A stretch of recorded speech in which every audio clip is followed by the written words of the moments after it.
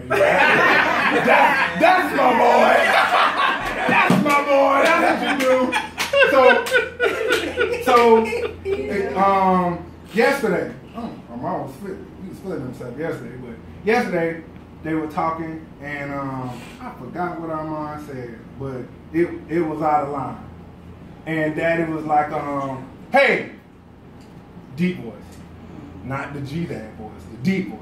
Hey, you don't talk to people like that. You don't talk to grown people like that. I'm not your friends. Okay. That's right. That's right. That's what I've been saying. That's what I've been saying. Cause one thing about it, Armand don't do that with me. Hey, we can fight, we can do all that, but hey, I'm not gonna be your beanie. I'm not gonna be your booty head. I'm not gonna be none of that. I'm freaking daddy. That's it. You know what I'm saying? Cause that's how my daddy was with me. The knucklehead thing didn't go both ways. I was knucklehead. That was daddy. All right. Now get where I'm coming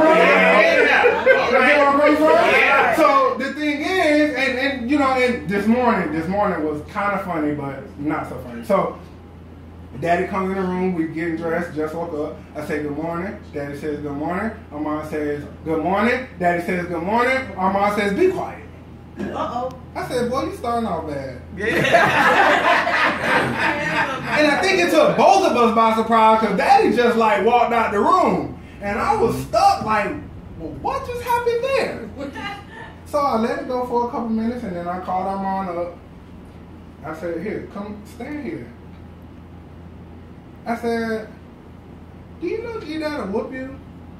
He's like, I said, well, he will. And then I could tell I got his attention because he looked straight at me. And I was like, he will. He will.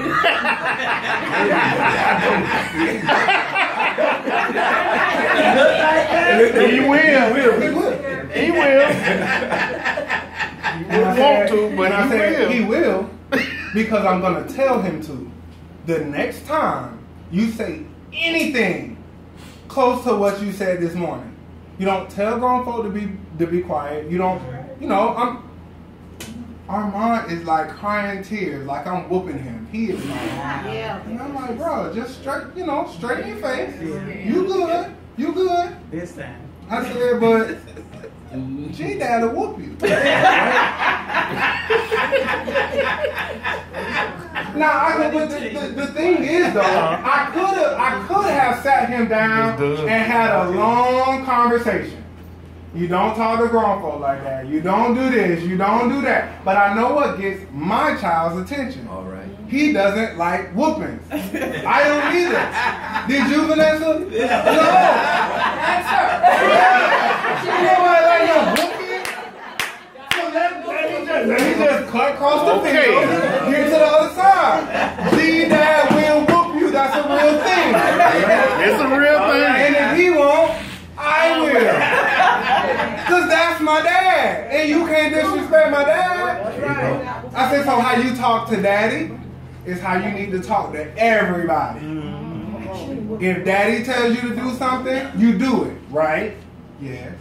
If G-Dad tells you to do something, it will be done, right? Yes. Okay. Go tell me. Tears. I said, okay. Go apologize to G-Dad. Walking real slow. It took him a minute to oh get down my them God! steps. I just heard him going down the stairs so slow. I want to be like, boy, hurry up and apologize. I gotta brush your teeth, get you dressed. Come on. So you go downstairs and apologize. But in that moment, as he was apologizing or going to apologize, I realized it's not really Armand's fault. It's not really anybody's fault. G-Dad is being G-Dad. That's right. Just like Don was with me, G-Dad is with Armand. Yeah. However, those lines get mixed and they start to think of grandparents as grandfriends instead of grandparents. Right, but that last part, parent, is still there. Right. You get that. Yeah. You know what I'm saying? You can get that. So the thing, and I say the lines are blurred because they do have such a playful relationship. Mm-hmm. Sometimes play can go too far because he's 5. Right. Yeah. You know what I'm saying? Mm-hmm. So the consistency though.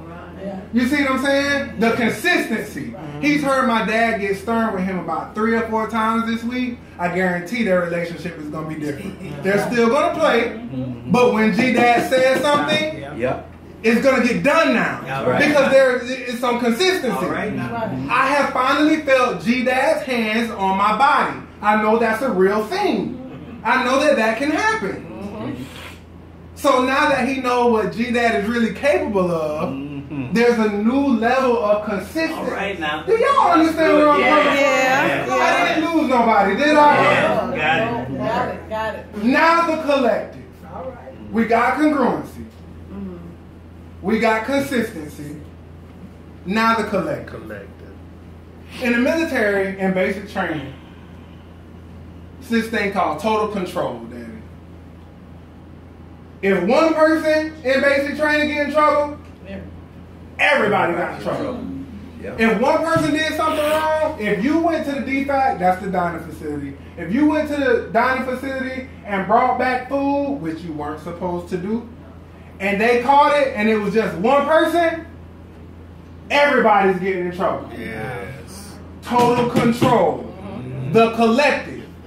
Because what you do as one person, now that you're in the service, affects everyone. That's right. And if you think about it, what you do now affects everyone. Yeah, that's true. That's good. Auntie Joyce, if you quit your job, everybody is affected, right? Yeah. Even the children, even your grown children, they're still affected. Yeah. Maybe not financially, but emotionally. Yeah. My mom isn't working anymore. You know, that's different. That's a different state of mind. That's right. You got to think about things differently. You got to approach things differently. Y'all feel what I'm saying? The collective is important. Don't you think it's interesting that God didn't just die for Don? I mean, God didn't just send his son to die for Don's sin. Amen. All right. Okay. All right. Not just for Helen's sin. Amen. Sin, I'm just saying singular. For her one sin, whatever one sin she committed. Like, pick a sin and I'm going to die for that one. That didn't happen. Right. He didn't do that. That's not, and what's even funnier is, this all came about because of what happened in the Garden of Eden, right? Right. That was only 2 people. There was only 2 people that sinned. That's it. But God knew, now that sin has been introduced into the world, now that choice has been introduced into the world, everybody is going to make choices. And everyone that makes choices is not going to make the right choice. Right. Sometimes the wrong choice is going to result in a sin. So in order for me to counteract all of that for years to come, I have to make an ultimate sacrifice. That's right.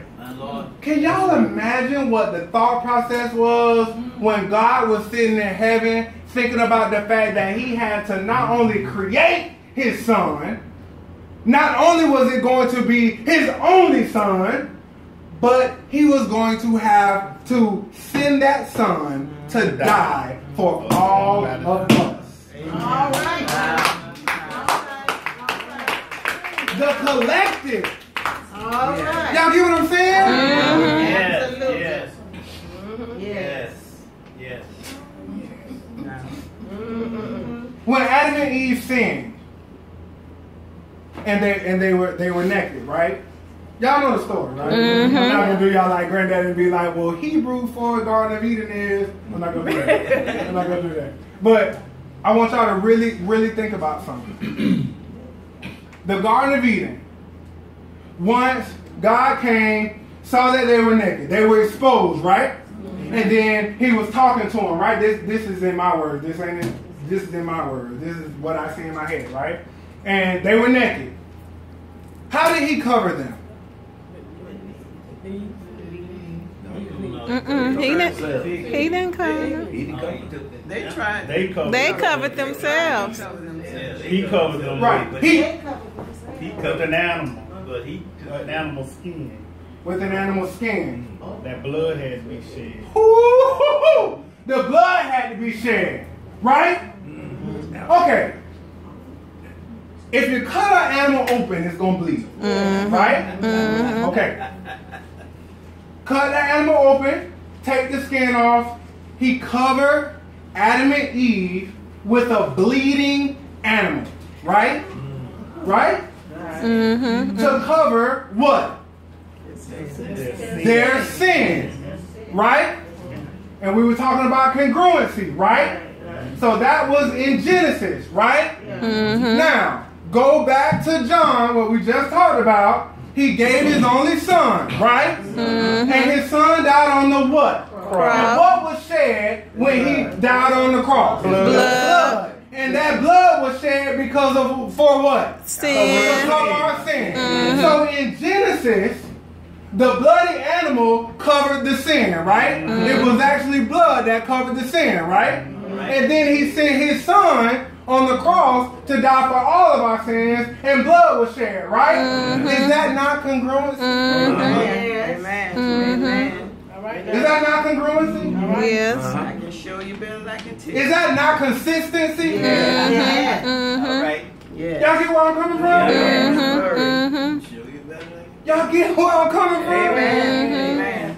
I can show you Yes. better than I can tell you. Yes. Yes. My last point, and I'm done, is the fact that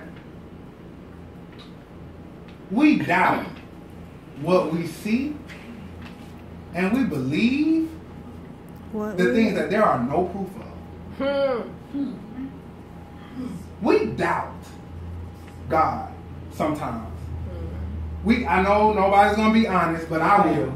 I have doubted God sometimes. I have questioned God sometimes. Yes. Like, God, I know what your words say, but like, are you paying attention to this situation I'm in right now? Do you see me right now, Lord? Yes. Yes. Like, I know your words say, pray and, our Father who art in heaven. I'm doing all that. And I'm not, I'm broke. I'm broke. Like, I don't, no money to take care of my kids. Like, you don't see them child support letters? I know you see those. You saw those, right? God, that's where I'm at. That's where we at. All right. And I'm praying to you. I'm praying to you every day. And I'm praying for my kids.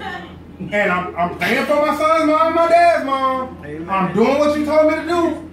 When they tell me this, that, and the third, I turn the other cheek. But ain't nothing coming from it. It's been 2 years, Lord. I've been praying for a job. 2 years. 24 months. Every day, I've been praying for a job. I don't have one. I don't have one, Lord. Amen. So,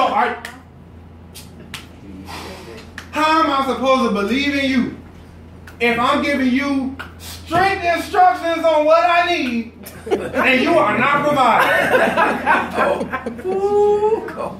These ain't jokes, y'all. These is prayers. These are my prayers. Yes.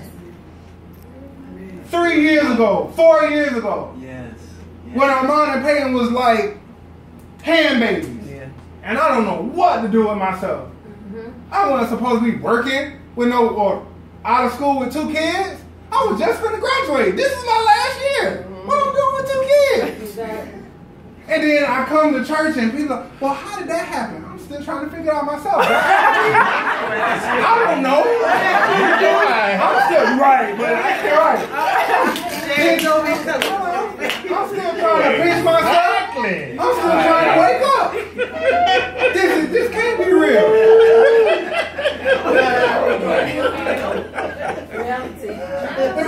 And then people like, ooh, I feel bad for you. Well, if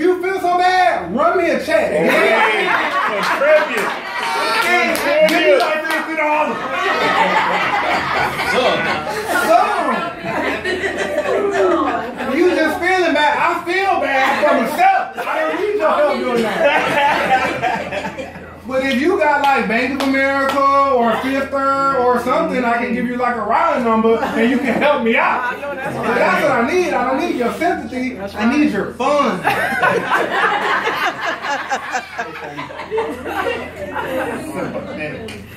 What I want y'all to understand is Oh, great.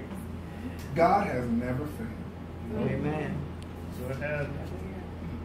God doesn't owe us any explanation. No, he doesn't. All right. Amen. We pray for God to advice and for advice, and it's all right here. Yes. Amen. We have all the instructions we need right here. Amen. Whatever we complain about, we can find a solution right here. Amen. Y'all, New Philly, Trump ain't the first leader that wasn't supposed to be where he is. Amen. That's for real. I'm not making that up. It's in here. He ain't the first. And guess what? He won't be the last. But guess what? They made it out all right too. Yeah. Amen. Is what I'm saying. Look, racist white people didn't vote Donald Trump in the White House. God voted Donald Trump in the White House. Because if everybody feels like the world finna go to hell in a handbasket because he's the president, who do you give the grace to when it don't go to hell in a handbasket? All right. God! Look, we would probably have much easier lives if we didn't need horrible things to happen to get our attention in order for God to fix it and for him to get our attention. All right now. Amen. Right now. Is that? Yep. All right. Y'all got me? Yeah, right. That makes sense. This is not a sermon. I'm just talking. All right now. How I feel about the word. How I feel about my walk. How I feel about what God is doing in the world. Do y'all know that stand your ground is no longer like, if you shot somebody, if someone shot somebody outside of here right now and said stand your ground, I was standing my ground, you know what happens? They go to prison. That is murder. I bet y'all we would have wanted that to happen as soon as Trayvon Martin was shot, wouldn't we? That's what we wanted to happen, right? That's what we marched for. That's what we wrote letters to Congress for. That's what we petitioned for. But it's a real thing now. It's a real thing now. Now, stand your ground does not even exist anymore. Because God does what God does in his time.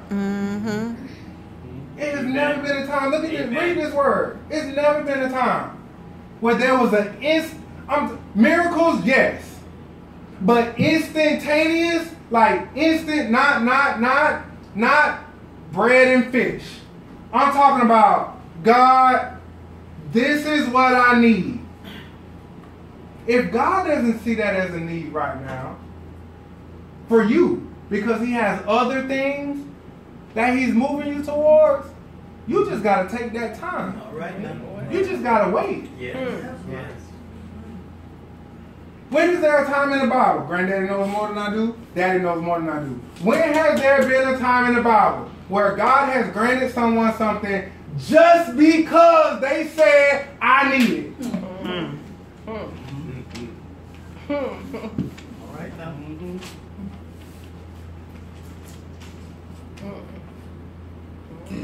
We all got to understand, just through this message, God has already shown us everything we need to know.